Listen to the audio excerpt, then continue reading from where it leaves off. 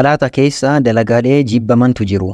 Salaata keessa dalaguu hin qabne dalagaalee shari'aan jibbamoodhaa hin dalaginaan hin jedhetu jiru. Isaan kunniin illee makruuhata salaataa jedhamu. Isaanis maal fa'a? Inshaallah wantoota kana dirqama waan beekuu qabnuuf jecha sirriitti dhaggeeffadhaatiin adda baafadhaa qabadhaa.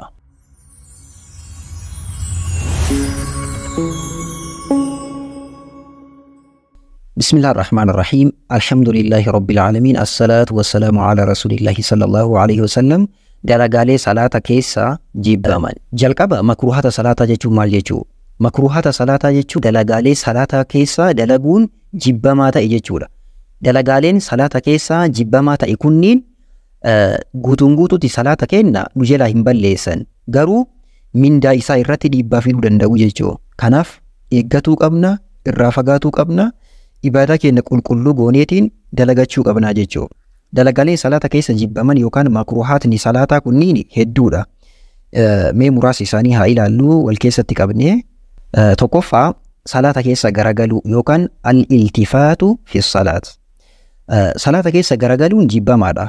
Irraa dhoorkamaadha illee innis Nabi sallallahu alaihi wasallam waa'ee isaa yoo dubbatan maal jedhanii huwa ikhtilaasun yaxtalisuhu shayxaanu min salaati al-abdi.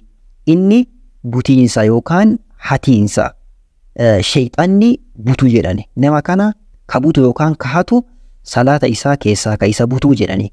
Kanaaf namni tokko salaata keessa walii gadi garagaluu hin qabu. Dhimmaaf yookaan hajaadhaaf jedhanii yoo garagalan malee dhimmaan ala hajaadhaan ala salaata keessa garagaluun hin ta'u dhoorkamaadha jechuu. Dhimmaaf garagaluun salaata keessa ni danda'ama. Fakkeenya osoo namni tokko balbala dhadhahaa jiraatee osoo kallattii qiblaa irraa hin goriin kallattii qiblaa osoo irraa hin gorin qiblaa irraa osoo hin garagaliin kallattii qiblaatiin deemnee balbala banuu ni dandeenya. Osoo meeshaa wayii nu bira badaa jiraatee wanti kamuu osoo badaa jiraatee kallattii qiblaa irraa haala hin badiniin dhimmaaf jecha hajaaf jecha yoo salaata keessa kan garagallu ta'e ni danda'ama jechuudha. Garagaliinsa kana ulamaa'iin akkaataa sadiin qoodaniitiin kaa'u. Tokkoffaa qaama guutuun qiblaa irraa garagaluudha.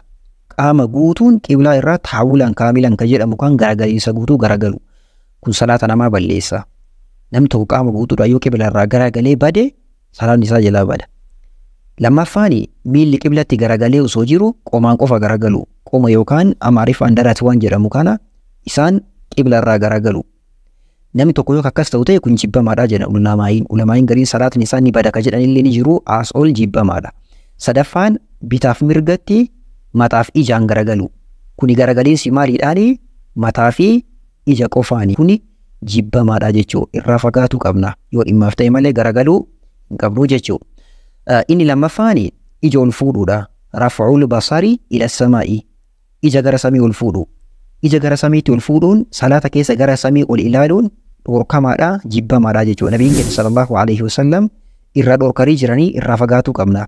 Maal jedhanii hadiisaa yoo dubbatan namni tokko ijaan gara samiitti yeroo ol ilaaluu kana haadhiisuu jedhan yookaan rabbiin ija isaa isa keessaa butaa yookaan isa keessaa fuudhaa jedhan awla yaxtifanna Allahu uyuunahum jedhan rabbiin ija isaanii keessaa kan fuune haa sodaatu haa irraa fagaatuu jedhan waa akkanaa irraa.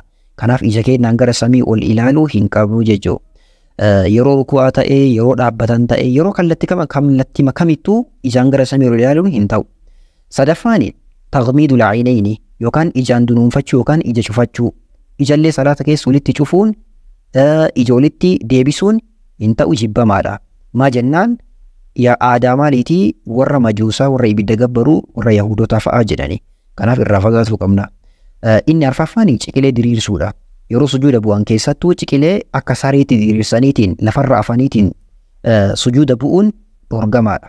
Ciqilee kenna maal gochuu qabna akkuma waa'ee sujuudaa keessa baranne masa duree sujuuda jedhu ilaalaa ciqilee kenna lafarraa ol qabuu qabnaa jechuun lafarra diriirsuu hin qabnu. Inni sanaffaani namootni hedduun waan kana hin beekanii uffataa fi rifeensa cabsuu yookaan walitti deebisuudha. Namni tokko uffata isaa yookaan rifeensa isaa walitti deebisuun walitti cabsuun yookaan kaffu sha'ri wa thawbi ka jedhamu dhoorkamaadha. Nabiyyi sallallahu alaihi wasallam hadiisa yoo dubbatan maal jedhanii hadiisa sahiha ta'een umirtu an asjuda ala sab'atin humna torban sujuuda godhutti ajajame akkasuma mallee walaa akuffa sha'ran walaa thawba uffata kiyyallee walitti deebisuu walitti cabsuu akkasuma mallee akka inni sujuuda wajjiin gadi hin buune dhoorkuu kanarraa dhorkamee jira jedhanii. Uffata cabsuu jechuun fakkeenya shaamizii harkaa fa'a keessattuu warra dhiiraatiif shaamizii harkaa fa'a maal godhaa namni ol cabseetiin ol deebisee akkasumas surree isaallee ol cabsee ol deebiseetiin akka salaata. Kuni jibbamaadhaa dhorkamaadhaa jedhani. Nabiyyiin sallallahu alaihi wasallam irraa dhorkanii jiranii irraa fagaatuu qabnaa jechuudha. Inni jaafaani kalee qabatanii salaatu. Kalee qabataniitiin salaatu. Salaata keessaa kalee qabataniitiin salaatuun yookaan takhassura ka jedhamu ikhtisaarri dhorkamaadhaa jechuudha. Nabiyyiin sallallahu alaihi wasallam hadiisaan nahan nabiyyu sallallahu alaihi wasallam ay yusalli ar-rajulu mukhtasira namni tokko kalee qabataniitiin salaatu dhorkanii jiranii jechuudha. Kanaaf amala Yahudaa aadaa Yahudaa waan ta'eef isaaniif fakkaatuu hin qabnu akkasii dalaguu hin qabnu jechuudha. Torbaffaan salaata keessa afaan haguuguudha yookaan taghxiyatul fami fi salaati ka jedhamu.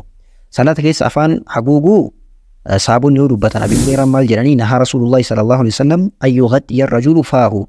Namni tokko salaata keessa afaan isaa haguuguu wantoota akka amaamaatiin wantoota akkas akkasiitiin afaan ofii haguuguun dhorkamaadha. Yoo rakkoof ta'e malee rakkoo cimaa rakkoo shari'aan ilaaluuf yoo ta'e malee afaan haguuguun afaan cufuun maruun dhorkamaadha jechuudha. Nabiyyiin sallallahu alaihi wasallam irraa dhorkanii jiran. Inni saddeetaffaan salaata keessa quba harkaa wal keessa seensisuudha yookaan tashbiikul asaabi'i ka jedhamu jechuudha. Tashbiikni asaabi'aa dhorkamaadha. Nabiyyiin sallallahu alaihi wasallam hadiisaan maal jedhanii falaa yushabbikanna yadayhi jedhanii harka isaa akka wal keessa hin seensifnee jedhan harka qubaa kanneen quba harkaa kana wal keessa akka seensisuun salaata keessa dhorkamaadha irraa fagaatuu qabnaa jechuudha. Inni salgaffaan sochii fi tapha heddummeessuudha.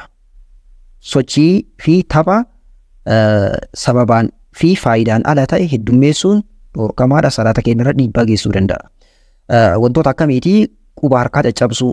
Quba harkaa caccabsuu jechuun fakkeenya yoo qubni naa cabe isinitti mul'isa.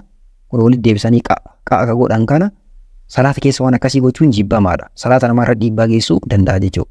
Uffata tuttuquu, sa'aatii ilaaluu wantoota akkasii sochiilee garaagaraa tapha garaagaraa salaata keessatti raawwatuun hin ta'u jechuudha. Salaata keenyarra dhiibbaa geessuu danda'a. Inni kurnaffaan nyaata dhiyaatee fi hajaan mana fincaanii osoo jiru salaatuudha. Nabiyyiin keenya sallallahu alaihi wasallam hadiisa yoo dubbatan maal jedhanii laa salaata bihadrati xacaami walaa wahuwa yudaaficuhu al-akhbathaani. Nyaata dhiyaatee jiru akkasuma mallee sagaraa fi fincaan osoo isa deddeebisu osoo inni na keessaa bahi jedhaa namicha immoo ol deebisaa osoo akkana isa godhu salaatuun hin ta'uu jedhanii salaatiin akkasii jedhanii. Ka jibbamaa ta'uuf ka dhorkamaa ta'u jedhan ulamaa'in nyaanni kun nyaata osoo namichi itti tajamu ka sa'aatiin isaa itti gahee yoo ta'ee jedhanii namichi osoo itti tajamu yoo akkas ta'u ta'e gaaf akkasii maal ta'uu qabaa salaata isaa san dhiiseetiin nyaata san nyaatee yoo ka itti tajamu ta'e nyaata san nyaatee salaata isaas deebi'aa jedhan. Garuu nyaata sanii yoo ka hin hajamne ta'e ammoo fakkeenya nama soomu ta'e yookaan quufee yoo kan jiru ta'e yookaan amma nyaatu yoo ka hin barbaanne ta'e ofii nyaanni qophaa'ee isa bira jira. Hundattuu yoo fedhii qabaatee fi yoo barbaade nyaata san dursa jechuudha. Inni 11ffaan ruku'aa fi sujuuda irratti quraana qara'uudha. Ruku'aa fi sujuuda irratti quraana qara'uun aayaa quraanaa qara'uun dhorkama. Garuu du'aa'ii fakkeenya sujuuda keessa osoo du'aa'ii tokko jechuu barbaade du'aa'iin sun osoo quraana keessa raate fakkeenya rabbana atinaa fi dunya hasana wa fil aakhirati hasanatan wa qina adhaaban naar ka jedhu quraana keessa jira. Odoo du'aa'ii kanaan kadhatu barbaade niyyaa du'aa'iitiin ittiin kadhatu ni danda'a jedhan. Garuu niyyaa quraanaatiin ittiin hin qara'u. Inni 12ffaan salaata keessa qalbiin shaagalamu. Waan duniyaa yaadaa waan garaagaraa yaadaa qalbiin wal keessa biyoo ka bibittinnaa'u ta'e hin ta'uu jedhan ulamaa'in. Maal gochuu qaba? Qalbii isaa gara Rabbii achi deebisee salaata qofarra deebisee salaata isaa salaatuu qaba malee qalbii isaa shaagala garaagaraa keessa seenisuun hin ta'uu jedhan. Inni 13ffaan salaata keessa kallattii qiblaa irraa fi kallattii mirgaatti tufuudha. Namni tokko fakkeenya osoo tuftuun yookaan hancuuf isa qabee kallattii qiblaatti yookaan fuuldura isaa akkasuma mallee mirga isaatti tufuun dhorkamaadha. Garamitti tufuu qabaa? Masgiidni yoo masgiida tufiinsaaf mijatu ta'e kallattii bitaatitti yookaan miila isaa jalatti tufaa yookaan ammoo uffata isaa irratti caafii yookaan xarafa uffata isaa irratti tufeetiin walirra reeguu danda'a jechuudha. Akkaataa kanaan tufamaa. Kana fakkaataa wantoonni salaata keessa jibbaman barnoota diiniidhaa sirriitti dhaggeeffadhaa sirriitti hordofaa waan isiniif hin galiin koomentii irra gaafadhaa kallattiilee kanneeniin barnoota diinii keessan hordofaa. Assalaamu alaikum warahmatullaahi wabarakaatu.